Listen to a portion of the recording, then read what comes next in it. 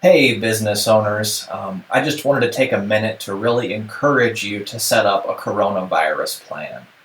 So this is not a video meant to instill panic or really talk about the virus or the CDC. I'm not a scientist. This is talking about, this new set of circumstances. How does this affect local business? And we've seen across the board that it definitely has an effect. And so what should you be doing? Here in Springfield this last week, we had a presumptive case, which will probably be a confirmed case of coronavirus. It seems that probably this problem will escalate and get worse. And so doing some creative planning before, mass hysteria hits is much better. Now, this isn't about, again, whether we should be panicking or not. I don't think panicking makes any sense in this realm, but this is especially about the business planning piece of it because situations and circumstances have changed.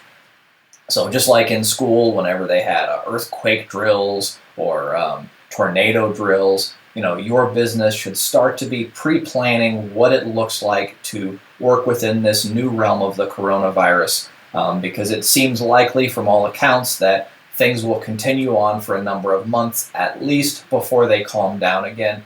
And the businesses that do the best job of adapting through this will make it through the rough waters. And if businesses don't make those changes, they will struggle. And for each industry, it kind of affects things differently. So I've been looking at this through a few different systems, and I'll explain to you, if you're a business owner that hasn't set up something yet, some of the things you should think about. So the first part is, out of the things that you offer, which of those can be taken remotely? Which of those do not require face-to-face client interaction? Or with your employees, which of those can be taken remotely? So that's the first step. And what you notice as you start to apply these new systems is all of these are going to take time to implement. And that's why it's important to set these up in place now. Hopefully, this all fizzles out, nothing has to happen, but beginning to start this roadmap out and investigate things ahead of time is going to be very, very beneficial. So what can be taken remotely out of your employees' work that they do or out of the client interactions? Now notice, typically, we wouldn't do these things remotely for clients, especially because there's less value. I meet with my clients face-to-face typically. I always can do teleconference meetings, but there's a lot more value in that face-to-face interaction. But now we're in this new realm where if things get significantly worse, it actually is more beneficial to meet via teleconference than in a public place like I'm used to meeting. And so just noticing that since the underlying causes and the underlying ways people feel has changed, because of that, the situation has changed and how people extract value has changed as well. Also recognizing things like if people are into quarantine and issues like that, they might be bored at home or really needing social outreach. So continuing to service clients remotely has much more benefit in this type of environment than it would typically where they had other things they could be doing with friends and such. So step one is figuring out how you can do more remotely with your clients and or your customers and staff. And then two is, out of those things you can't do remotely, how can you use best practice sanitization to minimize the chances of spreading infections and at least show your customers that you care.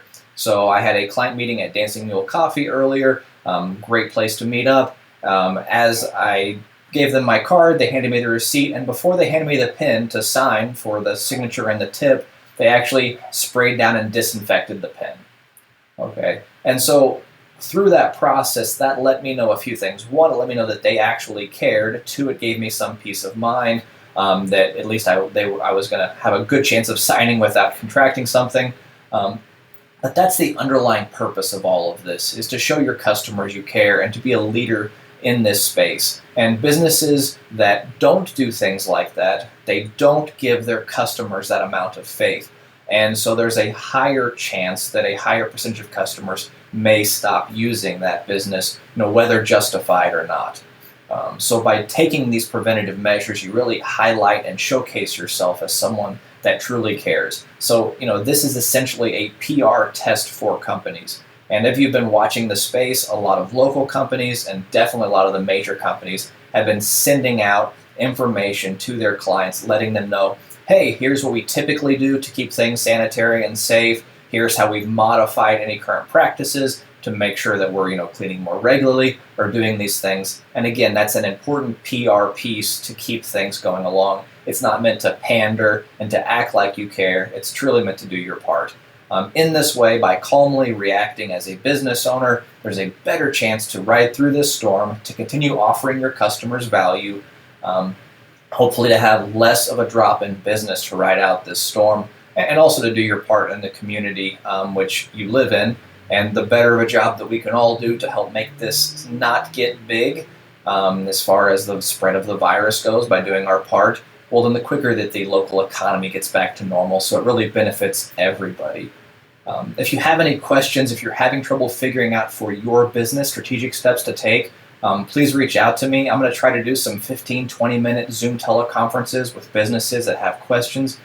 This isn't a sales pitch. As of right now, I'm going to try to offer this for free just to help get the local economy on its feet and running in this short-term sort of setback. If I get overwhelmed, it's possible I'll have to add a charge to help prioritize and to limit a little bit of the people coming in. But as of right now, I'm just trying to help out. So if you have questions, please reach out to me in the comments below or via my website. Thanks and have a great day. Bye.